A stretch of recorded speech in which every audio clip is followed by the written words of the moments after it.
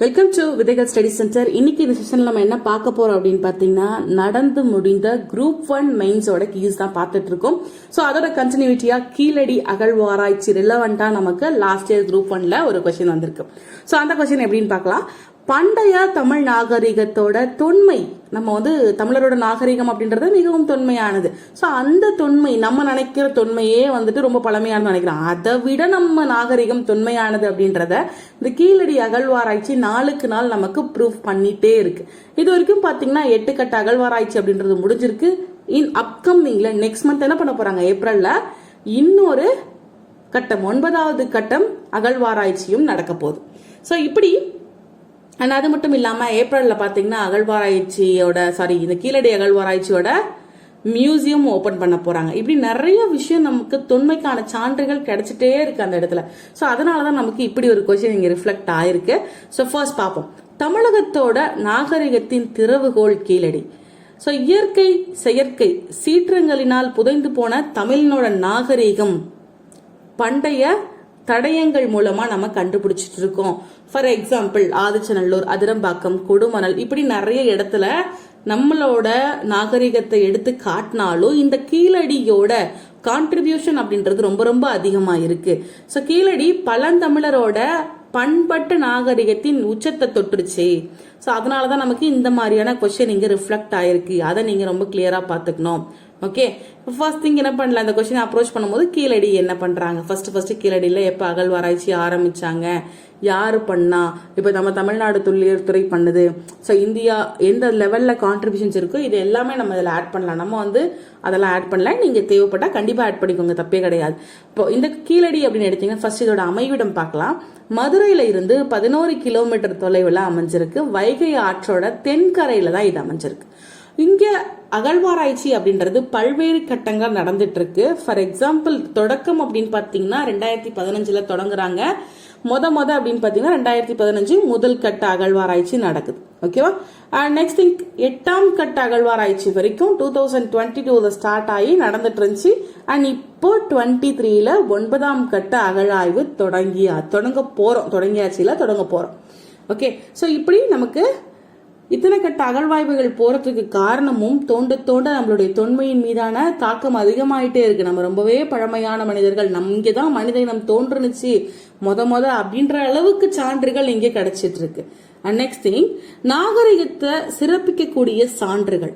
நாகரிகத்தை சிறப்பிக்கும் அப்படின்னா என்னன்றீங்க, நம்ம நார்மலா கட்டிடங்களே கட்டினது இல்ல, கட்டிடத்துக்கான சான்றுகள் எதுவுமே கிடையாது அப்படின்ற மாதிரி ஒரு நிலை போயிட்டு இருக்க சுச்சுவேஷன்ல இந்த கீழடி அகழ்வாராய்ச்சியில பாத்தீங்கன்னா செங்கல் கட்டுமான வீடுகள் அதிகமா கண்டுபிடிக்கிறாங்க. அண்ட் வடிகால் அமைப்புல நம்ம இப்பயுமே ஒன்னும் அந்த அளவுக்கு சரியா பண்றதுல சில இடங்கள்ல. பட் ஆனா அப்பவே பாருங்க நம்மளுடைய மக்கள் என்ன பண்ணிருக்காங்க, தமிழர்கள் அந்த வடிகால் அமைப்பு முறை இப்படிதான் ஒரு இன்ஃப்ராஸ்ட்ரக்சர் இருக்கணும் அப்படின்றது எல்லாமே அவங்க பார்த்து டிசைன் பண்ணி யூஸ் பண்ணிருக்காங்க. ஸோ அந்த அளவுக்கு தமிழர்கள் அறிவிலையும் ரொம்பவே தொன்மையான ஒரு மனிதர்களா இருந்திருக்காங்க, திறம்பட செயல்பட்டிருக்காங்கன்றதுக்கு இதெல்லாம் சான்றுகள். அண்ட் வணிகத்திலையும் பாத்தீங்கன்னா இவங்களை அடிச்சுக்க ஆலையில அங்க கிடைச்ச ரோமானிய நாணயங்கள் அண்ட் அது ரிலவெண்டா இருக்கக்கூடிய இப்ப பானை ஓடுகள் எடுத்தீங்கன்னா அதுல சில தமிழ் எழுத்துக்கள் பொறித்து வர்றது, இப்படி நிறைய விஷயங்களை வச்சு நம்ம மனிதர்கள் வணிகத்திலையும் சிறந்திருக்காங்க அப்படின்னு தெரிய வருது. அண்ட் பியூட்டிஷியன் அப்படின்றதுங்க, இப்ப மணிகள், ஆபரணங்கள் அண்ட் ஜுவல்லரி ஐட்டம்ஸ், இந்த மாதிரி நிறைய விஷயங்கள் அங்க கிடைக்குது அகழ்வாய்வுல. பானை ஓடுகள் அண்ட் இறந்தவர்களை புதைத்த தாழிகள், பானை செய்யக்கூடிய தொழில்நுட்பம் அங்க இருந்ததற்கான சூளைகள் இருக்கு இல்லையா. சோ அது எல்லாமே அந்த கூடங்கள், பானை செய்யக்கூடிய தொழில் கூடம், இது எல்லாமே இருந்ததுக்கான சான்றுகள் கிடைக்குது. ஸோ இதை வச்சு நம்ம பார்க்கும்போது நம்மளுடைய தமிழன் என்ன பண்ணிருக்கான், கட்டிடக்கலையிலும் நிபுணரா இருந்திருக்கான், அதே போல வணிகத்துல சிறந்து விளங்கியிருக்கான். அவனுடைய அறிவாற்றல் அப்படின்றது வியக்கத்தகக்கூடிய ஒரு விஷயமா இருக்கு.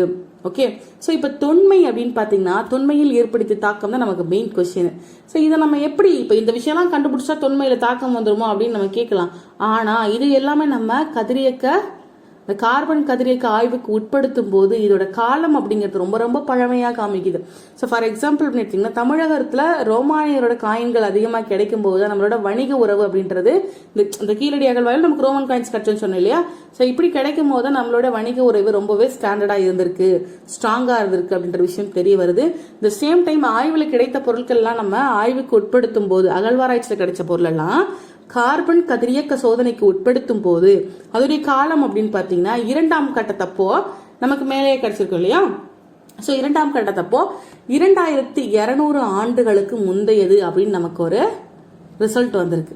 அண்ட் 4ஆம் கட்டத்துல கிடைச்ச பொருள்லாம் கொண்டு போய் திரும்பி என்ன பண்றாங்க, கார்பன் சோதனைக்கு வைக்கிறாங்க. அப்படி ஆய்வுக்கு உட்படுத்துமோ அது கிமு 580. இது மிகப்பெரிய ஒரு வியப்பிற்குரிய ஒரு விஷயம். அப்போ கிமு 580லயே இங்க மனிதன் உருவாகி செழுமையா வாழ்ந்திருக்கான்றதுக்கான சான்றுகள் கீழடியில கிடைச்சிட்டு இருக்கு நாளுக்கு நாள். இப்ப தமிழனோட தொன்மையை நம்ம பொதுவா நினைக்கிறோம், சொன்னாலே ஒரு அப்ராக்சிமேஷன் நம்ம நினைச்சிட்டு இருக்கோம். அதை விட பழமையானது நம்மளுடைய நாகரிகம் அப்படின்றதுக்கு ஆகச்சிறந்த சான்றுகளை இந்த கீழடி நமக்கு அள்ளி தந்துட்டு இருக்கு. சோ கீழடி அகழ்வாய்வுல தொடர்ந்து நிகழ்த்தும் போது, கண்டினியூஸா அகழ்வாராய்ச்சி நடந்துட்டே இருக்கும் போது தமிழன் தான் உலகத்திலேயே மூத்த குடி அப்படின்றத நிரூபிக்கிறதுக்கான சான்றுகள் கிடைச்சாலும் ஆச்சரியப்படுறதுக்கு ஒன்றும் இல்லை. ஃபார் எக்ஸாம்பிள் அப்படின்னு பார்த்து ஒரு மேற்கோள், அதுக்கு மேட்ச் ஆகிற ஒரு மேற்கோள் அப்படின்னு பாத்தீங்கன்னா, கல் தோன்றி மண் தோன்றா காலத்து வாளோடு முன் தோன்றிய மூத்த குடி தமிழ் குடி அப்படின்னு சொல்லுவோம் இல்லையா. சோ அப்படி எதுவுமே தோன்றதுக்கு முன்னாடியே உருவானவன் தமிழ் குடி அப்படின்றதுக்கான சான்றும் இங்க கிடைச்சிட்டு தான் இருக்கு. சோ இதுதான் நம்மளுடைய தொன்மையில கீழடி அகழ்வாராய்ச்சி ஏற்படுத்திய மிகப்பெரிய தாக்கங்கள். ஓகே, நம்ம அப்கமிங்லயும் குரூப் 1 மெயின்ஸோட ஆன்சர் கீஸ் போடுவோம். நீங்க கண்டினியூஸா பாருங்க. எந்த அளவுக்கு ப்ரீவியஸ் இயர் கொஸ்டின்ஸ் நம்ம பாக்குறோமோ அந்த அளவுக்கு நம்மளோட சக்சஸ் அப்படின்றது உறுதியான ஒரு விஷயம். ஓகே, தேங்க்யூ ஃபார் வாட்சிங்.